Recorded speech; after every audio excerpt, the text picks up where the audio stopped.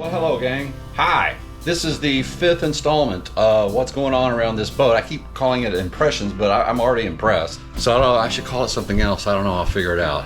But some things happening. This video is going to be a little bit different because I'm here for 2.5 days, and so I've just got some stuff I need to do. So I'm just going to take the GoPro with me while I do it, and you'll see some things that need to get fixed and things that I will fix and other fun and different things. So join me, here we go. And I just hit my head. Ugh. So the frozen strawberries exploded. A lot of you have asked about how does the DAVIT work with the dinghy, how do you get it off the boat. I'm going to show you. I am about to install an Arlo camera.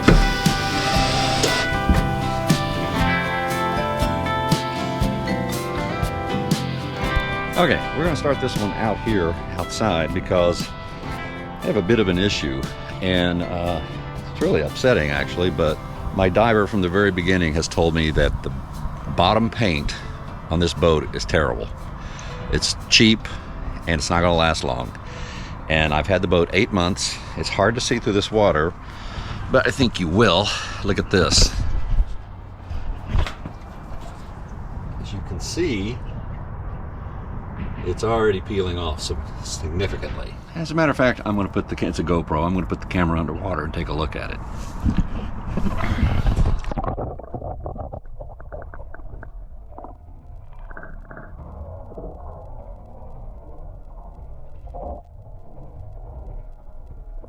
Yeah, how about that?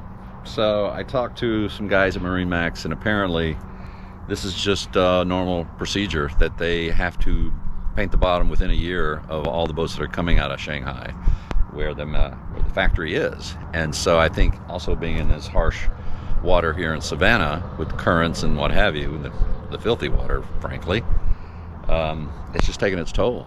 And it's very sad that I'm going to have to rip this sucker out of the water and paint it within the year. So, Hey, so the frozen strawberries exploded.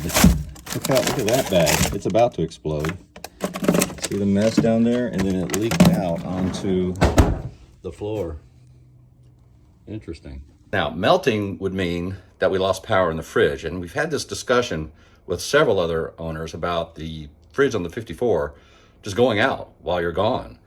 I thought we had solved the problem because I was leaving it on board on the C-zone instead of doing docked while away. So after we switch it to docked while away, it seems to be fine. So maybe this happened before that. I don't know. So now I'm having to clean the floor, and I got to take all the drawers out, and so.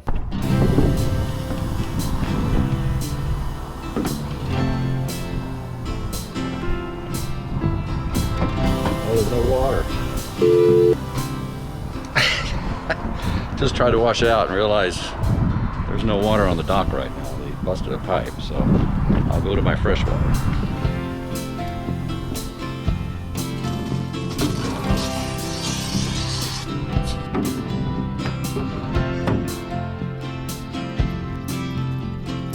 Alright, well, got that. I'm going to go back in and I'll show you how to put the drawers back in. Put it sideways like this.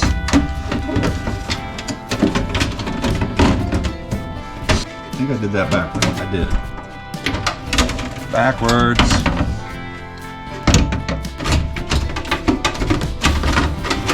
There we go. Like that. Oops, camera fell. Okay, just a couple more areas to clean. I'm sure you long-time boat owners have had a lot of things like this that you come back to. So I'm learning. This was very minimal and very acceptable, I think, actually, for being away for 2 months.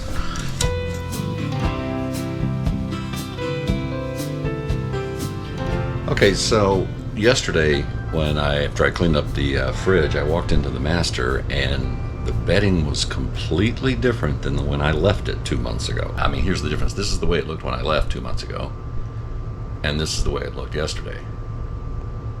Yikes. So I know the dock is very secure. There's cameras all over the place. These guys are really great about security around here, so I knew something weird must have happened.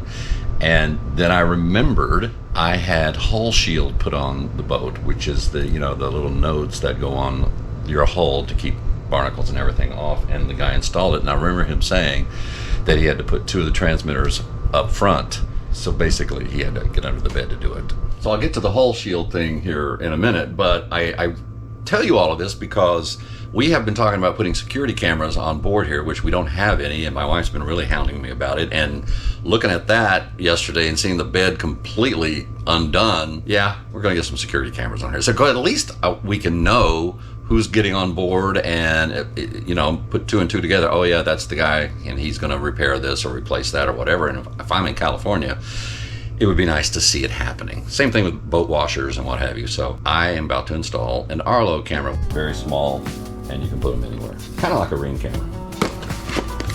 See? Very small. It has internal batteries, so you have to charge it, but they say you only have to charge it like once every 6 months. So I'm gonna charge it up. I love that on the Aquila there are USB plugs everywhere.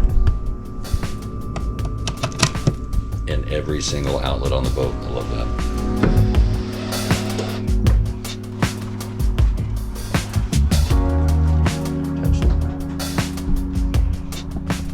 Okay, all done. Here it is.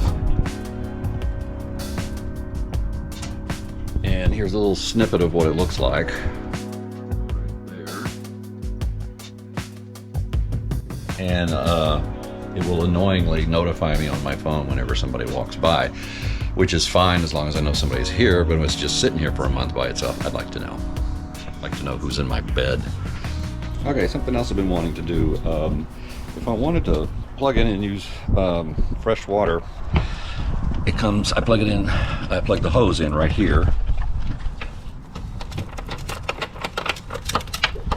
And that's fresh water supply, right? Well, I just don't like opening up the hatch to the engine room, which is here, to flip the switch to get the water to flow through. So I'm putting on this little bad boy.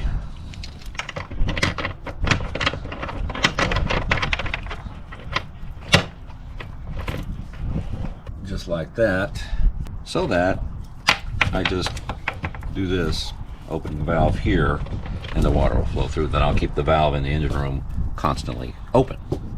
Yeah, good idea.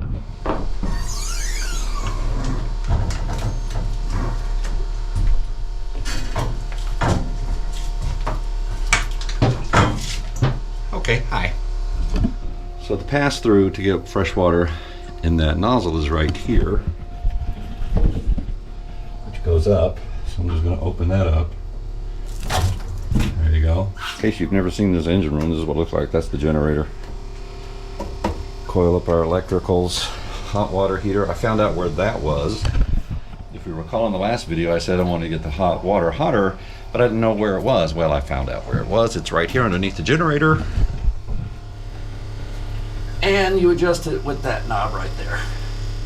And while I'm down here, let's talk about the hull shield. Just look online at hull shield, you'll see what it does. I was paying about 320 bucks a month for a diver to come here and work on this, and the cost of this, it'll pay itself off here in the next year and a half or so, and save, you know, when I get the bottom painted, it'll last longer. My good friend April Smith recommended this to me. She works for him actually, and she recommended I get an HD 100, which gives you 4 of the little pods, transmitters, whatever they're called. And then I got 4 of these HD 1s installed as well, so there's 8 total. And the reason why we did 4 HD 1s instead of 2 HD 100s, because I needed 8, because of how, you know, double holes and how long they are. The main reason for getting the HD 1s for those is because of the amount of space there is to run lines through the conduits here. It's just a pain in the butt, and it's just easier to do it this way. So all you do is just check and make sure the green lights are on. If the green lights are on, it's working. Hear that little noise? It's the water pump. Otherwise, it's quiet down here. In the same engine room, just forward a little bit, and there's a hull shield node or transmission. I need to learn what the freaking terminology is. But here, so there it is. And basically, it's just emitting sound waves on the hull, which knocks off barnacles and things like that, and keeps them off, keeps it clean. So, but it'll drive your dog crazy. I'm kidding. I'm kidding. And I just hit my head. Ugh. How many of you out there have hit your head in the engine room? Crap. Another thing that I've been, nothing like watching football in their boat, man. Awesome. Another thing that I've had a little trouble with is in the middle of the night, if I have to go to the restroom, because, you know, men my age have to go to the restroom in the middle of the night. You can keep the little courtesy lights on the steps, but I find them to be in a not great place, and so I've installed a little motion detector, because the door's going to be closed because we're sleeping, right? So here it is, nice and dark, and so I just, that little thing right there, so it's just a motion detector, and as soon as I get out of bed.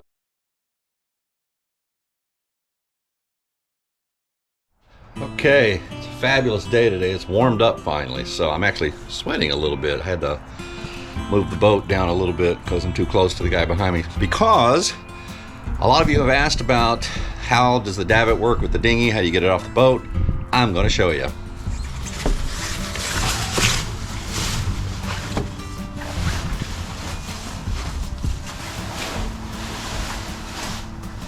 Got the top off. Now you have a remote here which will operate the davit. You can also do it down here on the side of the bench area, but walking around with this and being able to, you can do it by yourself because you can kind of keep a hold of the boat, and it's just really great to use this. So we turn it on. I always get the wrong one. There we go. See, the davit is coming out. Pretty fancy, huh? So we get it right over to where we want it. We stop, and then with the other button, we bring this down.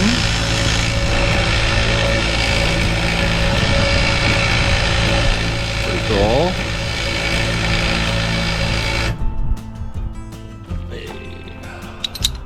Hook ourselves up. And now we're going to lift up.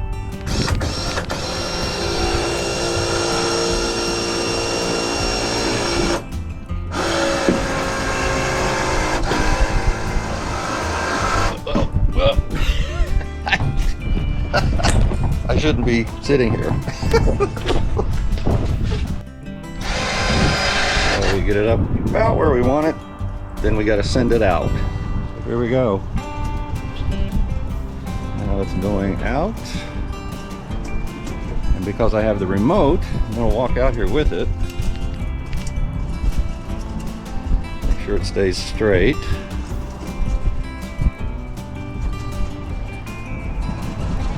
Okay, we've cleared the platform, which is good. Now we're going to lower it. I'm going to put the camera down for that.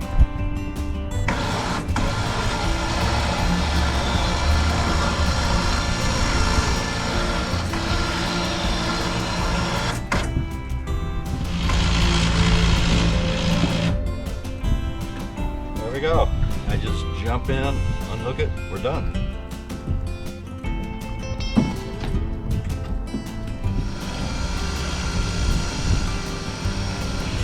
Well, since it's down, let's go on a little run, shall we? Really has turned out to be a great day. It's probably low 60s. Perfect day for a little dinghy ride.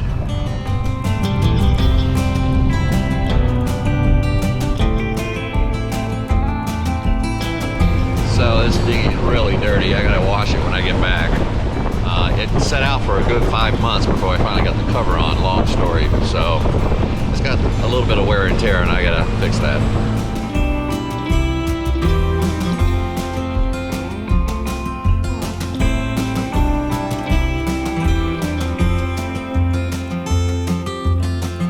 Alright, so that's what's going on out there. I'm down here in the main bedroom where our bed and our sinks are, here and here. And I had a little situation happening all summer, and I think it had to do with this wood that's all over the boat, or particle board. I don't know exactly what kind of wood it is. I don't know anything about wood. Could be oak, cedar, I don't know. But anyway, What happened is in the summer with all of the humidity in this area, little screws would basically strip because this wood would get a little damp. And so all summer long and all through the fall, I've been replacing these little screws. I just get, you know, like a toothpick and some wood glue, as you can see here, and then stick it back in the hole, screw it back in, and it works fine. The first one that happened was my mirror here. It came undone right in here. These little screws right there. These little screws right here kind of came out, so I had to redo that. And ever since, it's been working just fine. And I haven't had the issues since, you know, like October, November, because there's no more humidity, or if there is humidity, it's cooler, so I think the wood can take it. But when it gets hot and humid, this wood gets a little soft, and these little screws like that one right there will strip, and you got to put them back in. Hey there. Okay, I'm going to finish up here. Really wonderful thing. A friend of mine from Texas gave me one of her horseshoes to put in here, which I'm now going to do. Well, I mean, I'm going to do it next week. It'll be in the next video. I'll do it next week. I'm going to put it somewhere, either there or maybe over here somewhere. You're supposed to put it above a door, right? But there's no way I can, so I'll put it right next to something over there. And of course this way and not that way. Thank you, Suzanne. And my wife also got me a fantastic logbook for up here, leather bound, very nice, for when we're underway and I can write things at the end of the day. So on January 7th, we are leaving Savannah for good. We're going to go down to Fort Pierce. I got to go down to Fort Pierce and park it there for about 5 weeks while I go back to LA and work a little bit. So I've got a couple of buddies flying out here from California. They're going to be on board with me. We're going to stop at St. Simons, Jacksonville, Daytona, Canaveral, and then finally there at Fort Pierce. My eyeglasses are getting foggy because I'm still sweating from working out. Nuts. Hey, you can follow along if you've got AIS. It's just Wandering Hillbilly. And oh, by the way, don't forget that merchandise, people. Come on now. Everybody's got to have themselves a Wandering Hillbilly something or other, right? Again, making no money off of this. None, trust me. I just like doing it. It's just fun. Listen, see you next time, and I'll say hi to you from Fort Pierce. Bye.